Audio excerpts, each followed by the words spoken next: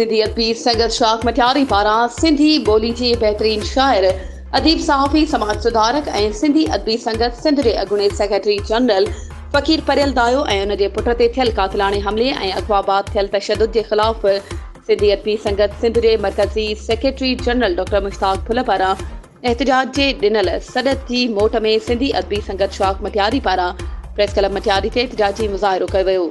जंहिंमें ख़याल खतरे चयो त फ़कीर परियल दायो सानावंद बहितरीन अदीब शाइर ऐं फ़कीर मुंश इंसान आहे। इन ते कातिलाणे हमले जी मज़म्मत कंदे क़ानूनी इदारनि खां मुतालबो कयो त हमले जे ज़िम्मेवारनि खां तुर्त गिरफ़्तार करे क़ानूनी कचहरे में आंदो वञे। रफ़ीक अहमद सुमरो चयो त परियल दायो सिंधी ॿोली जो सीनियर अदीब शाइर सहाफ़ी ऐं सिंधी अदबी संगत जो अॻूणो सेक्रेटरी जनरल आहे। साणुसि थियल बेवाजिबी जो अज़ालो थियणु घुरिजे। असलम मेमण चयो त फ़कीर परियल दायो सिंधी अदबी संगत जो जाखोड़ी कारकुन आहे। उन सां थियल कुधे अमल जी पुरज़ोर मज़म्मत कजे थी। अयाज़ सिंधी चयो त असीं हर फोरम ते फ़कीर परियल दायो सां गॾु आहियूं।